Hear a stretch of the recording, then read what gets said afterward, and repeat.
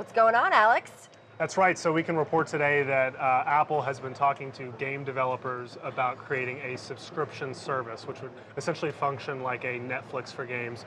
Users would pay a flat subscription fee to have access to a bundled list of titles. These are relatively recent talks, I'm told. They just started around the second half of 2018, but this is something that Apple is working on. When I hear this news, Alex, all I can think of is services revenue and the importance of services revenue growth to Apple and to investors as the smartphone market matures and the company sells fewer iPhones. That's right. Talk to us about the importance of this news right now. Yeah, so services is Apple's fastest growing business segment. It's the one that it's, Tim Cook has set the goal of reaching $50 billion in revenue by 2021, I believe. And they just hit $40 billion in revenue for the services businesses in 2018. So this is a huge focus for Apple. I mean, when you think about the subscription products that Apple has right now, right? They have iCloud storage. I would maybe qualify the iPhone upgrade program as a subscription for hardware. They're working on a new subscription service. They're launching a Netflix competitor this year. So they really are getting into every way they can have a reoccurring revenue model with their users, and this is another really sticky way to do that. It's definitely at an interesting time, though, for the mobile gaming market. Right, with Fortnite taking off in huge popularity. I mean, why now for Apple? Yeah, so Fortnite and really the free-to-play movement defined 2018, especially on mobile. So games are becoming increasingly free-to-play, meaning you can pay for optional upgrades. Some of them are more scammy, more kind of tricky than others. Fortnite is a relatively good one. You don't actually have to pay anything to play in Fortnite. All the purchases are optional. So that's where the industry seems to be going. And what's interesting, and the people I talked to for this story kind of told me that this service that Apple's working on is really more of a return to form for what they originally popularized, which was paying for quality software. I mean, the iPhone was really in the early days how people got used to paying $1 to $2 for a game that you maybe only played for a few days. I mean, how many of us have done that? And that's not really a sustainable model for developers. It's hard for them to make reoccurring revenue off that if they release one game for $2 and then they have to wait a couple of years. So this model gives potentially developers a better way to make revenue through the App Store, and it gives Apple a more sticky relationship with its customers. In your report on Cheddar.com, you also talk about Apple wanting to be a publisher of games. What exactly does that mean? Yeah, so this is, I'm a little less clear on, but I do know they've been talking to developers about being a publisher. For those who don't know, a publisher, especially in mobile gaming, it's essentially, they function something like a record label, so they are in charge of user acquisition, marketing, getting the game out there, getting it distributed. So essentially, and they take a percentage cut of the game for that. It's a huge business, and what Apple could essentially do is insert itself in there and maybe make the economics a little more attractive to a developer to have a game on this service.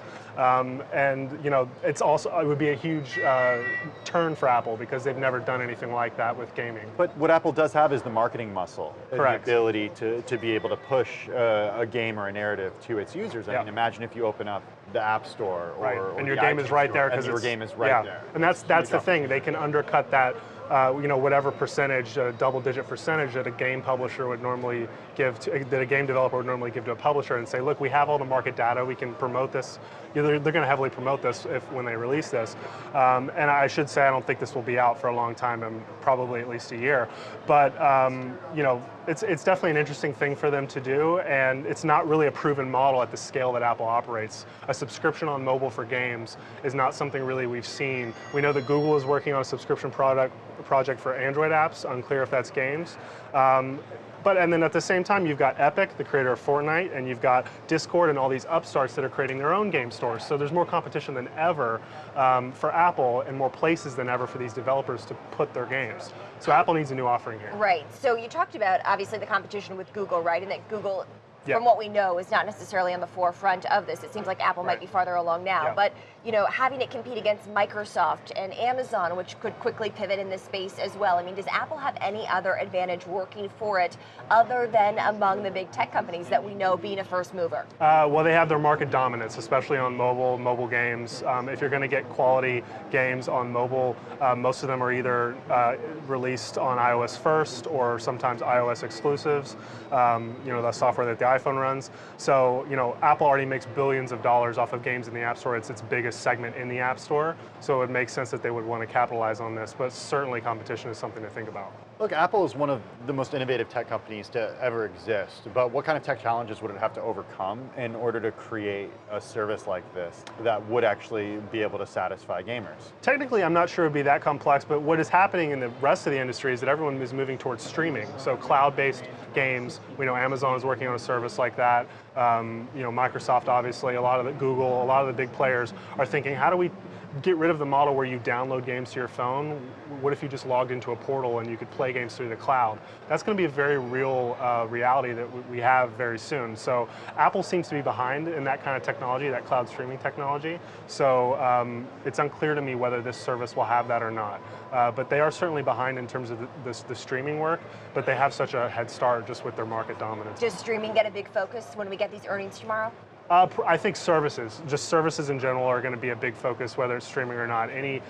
What are they looking to grow services revenue? And that's why I think this story is really interesting, because the gaming market, especially on mobile, is projected to be a $100 billion industry by 2021. This is a huge market. It could potentially really move the needle for them if they do it right, but remains to be seen whether they will, of course.